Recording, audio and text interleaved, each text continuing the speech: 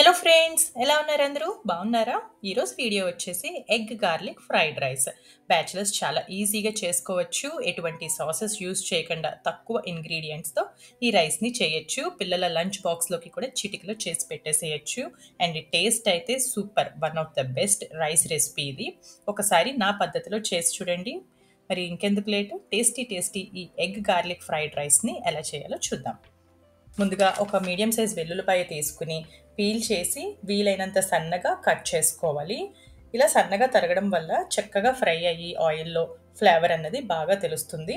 Next ఒక 4 పచ్చిమిరపకాయలు కూడా సన్నగా కట్ చేసి తీసుకోవాలి. పచ్చిమిర్చి పేస్ట్ కన్నా ఇలా తరిగి తీసుకుంటే బాగుంటుంది టేస్ట్. నెక్స్ట్ ఒక మిక్సీ జార్లో కారం ఎక్కువ కావాలనుకుంటే 3 ఎండుమిరపకాయలు లేదంటే ఒక 2 వేసి బరుకుగా గ్రైండ్ చేసి పక్కన పెట్టుకోండి. మీ దగ్గర ఒకవేళ చిల్లీ ఫ్లేక్స్ కనుక ఉన్నట్టయితే చిల్లీ ఫ్లేక్స్ అయినా సరే యూస్ చేసుకోవచ్చు. నా దగ్గర లేవు, అందుకని నేను గ్రైండింగ్ అయితే చేసుకున్నాను. అలాగే ఒక ప్లేట్లోకి 2 కప్పుల దాకా అన్నం తీసుకుని చల్లారించుకోండి. మీరు నైట్ మిగిలిన అన్నంతోటైనా సరే చేసుకోవచ్చు. ఇలా అన్నీ సిద్ధం చేసుకున్నాక మెయిన్ ప్రాసెస్లోకి వెళ్ళిపోదాం. స్టవ్ ఆన్ చేసి ప్యాన్లోకి 2 టేబుల్ స్పూన్స్ ఆయిల్ వేసి, ఆయిల్ వేడెక్కాక 1/4 స్పూన్ జీలకర్ర, తరిగి పెట్టుకున్న వెల్లుల్లి ముక్కలు, పచ్చిమిర్చి ముక్కలు వేసి 1 నిమిషం పాటు ఫ్రై చేయండి.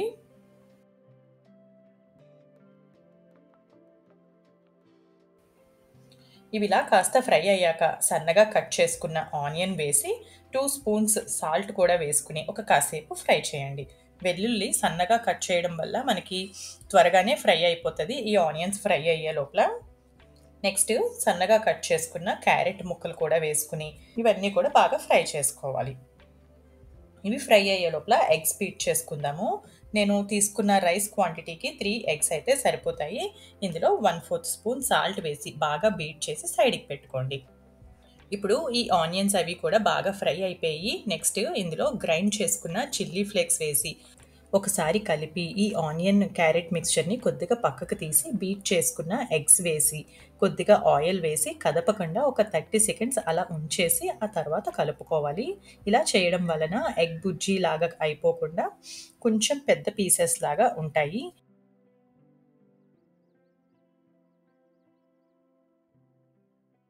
ఎగ్స్ కూడా ఇలా ఫ్రై అయ్యాక 1/2 టీ స్పూన్ ధనియాల పొడి, 1/4 టీ స్పూన్ గరం మసాలా, సైడ్కి పెట్టుకున్న రైస్ని కూడా వేసేసి హ్యాండ్ఫుల్గా కొత్తిమీర వేసి అన్నీ కూడా బాగా కలిసేటట్టు కలుపుకోవాలి.